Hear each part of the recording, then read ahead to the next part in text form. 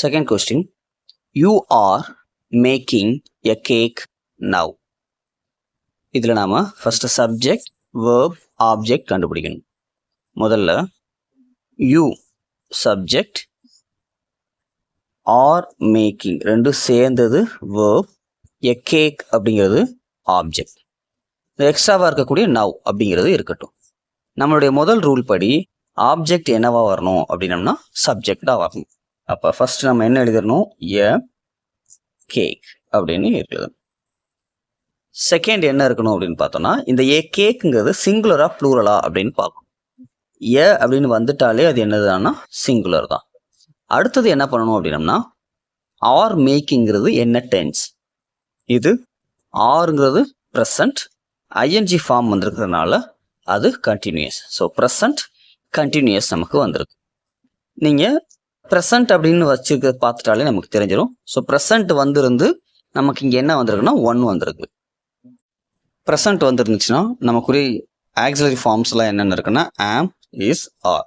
இந்த ஆம் எப்போ வரணும் அப்படின்னம்னா சப்ஜெக்ட் ஐ வந்திருக்கணும். இஸ்ங்கிறது சிங்குலர், அதாவது நம்ம 1 அப்படின்னு பார்த்துருக்கோம். ஆறுங்கிறது ப்ளூரல், நாம் இங்கே 2 அப்படின்னு வச்சுருக்கோம்.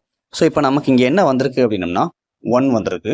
அதனால் என்ன யூஸ் பண்ணிக்கணும்னா இஸ் யூஸ் பண்ணிக்கணும்.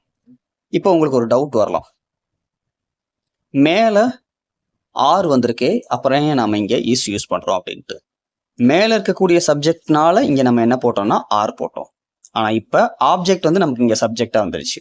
ஸோ இப்போ நமக்குரிய சப்ஜெக்ட் என்னன்னு கேட்டால் நீங்கள் யூ சொல்லக்கூடாது, எ கேக் தான் சொல்லணும். அதனால எ கேக்குங்கிறது சிங்குலர்னால இங்கே நம்ம என்ன போட்டுக்கணும்னா இஸ் போட்டுக்கணும். நெக்ஸ்ட் அடுத்தது என்ன பார்க்கணும் அப்படின்னம்னா, ஐஎன்ஜி ஃபார்ம் வந்திருக்கு. ஐஎன்ஜி ஃபார்ம் வந்துச்சுன்னா நாம் எக்ஸ்ட்ராவாக என்ன சேர்க்க வேண்டியிருக்கும் அப்படின்னம்னா பீயிங் அப்படின்ட்டு எக்ஸ்ட்ராவாக சேர்க்க வேண்டியிருக்கும். ஏன் நாம் இந்த பீயிங் சேர்க்குறோம்?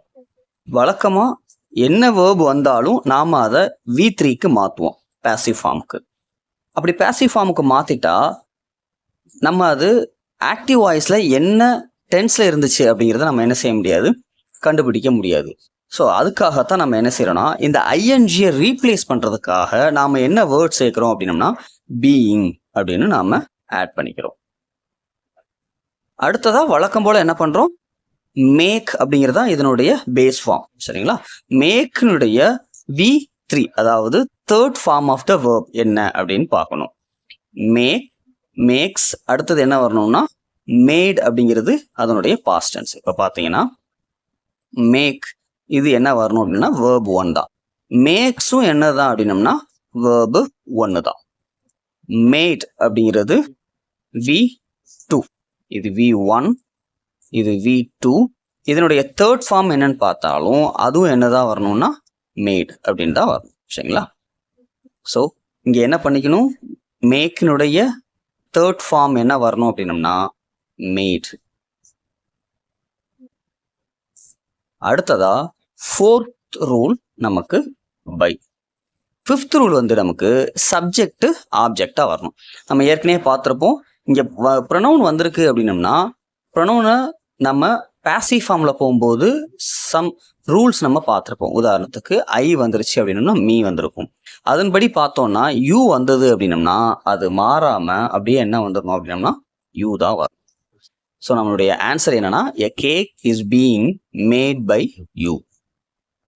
இப்போ நமக்கு மிச்சம் இருக்கிறது இந்த நவ் மட்டும்தான். அதை என்ன செஞ்சுக்கணும்னா லாஸ்ட்ல எழுதிக்கணும்.